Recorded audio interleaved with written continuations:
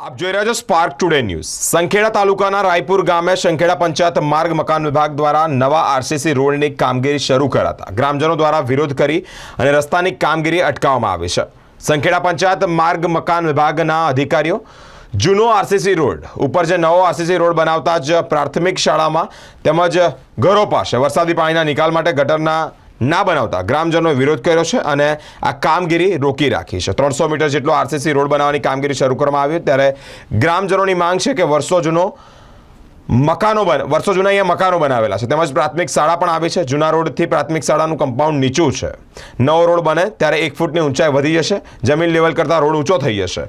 તેના લીધે જ પાણીનો નિકાલ નહીં થાય, એટલે કે વરસાદી પાણીનો નિકાલ ન થતાં જ આજે અત્યારે કામગીરી નવા આરસીસીની કામગીરી શરૂ કરવામાં આવી છે તે વિરોધ કરી અને અટકાવવામાં આવી છે।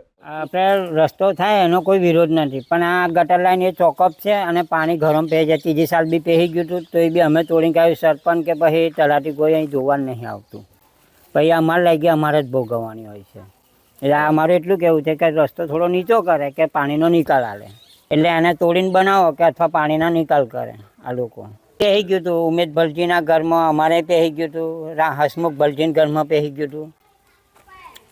પછી અમારે ટ્રેક્ટરથી ડાયરેક્ટ રસ્તો પાડવો પડ્યો અને તે એ લોકો તો પછી જોવાના આવે, તમારી રીતે રસ્તો પાડ દો એવું કહેવા માગે એ લોકો। બાલુભાઈ કાભાઈ, જે જૂનો રસ્તો છે એ બ્લોક કરતો થોડો નીચો છે અને આ જે નવો બને છે એ બ્લોકની અધ્ધર થાય છે, ઊંચો થાય છે। એની માટે ઘરનું પાણીનો રોડ ઉપરનો નિકાલ નહીં થઈ શકે। પાણી ચોમાસામાં ભરાઈ શકે તો તે વખતે એ લોકો જોવા નહીં આવે।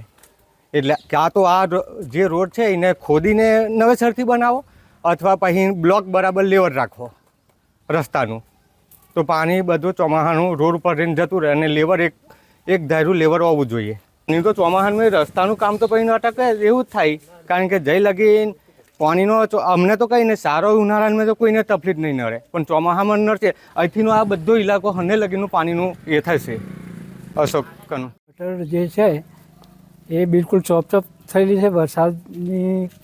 વરસાદી પાણીનો કોઈ નિકાલ જ નહીં, એના કારણે જે રોડ હાલમાં તૈયાર થાય છે એ પાણીની વ્યવસ્થા, પહેલી વરસાદી પાણીની વ્યવસ્થા નિકાલ થાય એ જરૂરી છે। પણ ગઈ સાલ પણ આવું જ પરિણામ આવ્યું હતું। વરસાદી પાણી કેટલાક ઘરોમાં ઘૂસી ગયું હતું અને આપ જોઈ રહ્યા છો આ સ્કૂલનું લેવલ જોવો, અને જ્યારે આ રોડ નવો થશે ત્યારે સ્કૂલની અંદર પહેલાં જ પાણી ભરાશે। બારિયા હસમુખ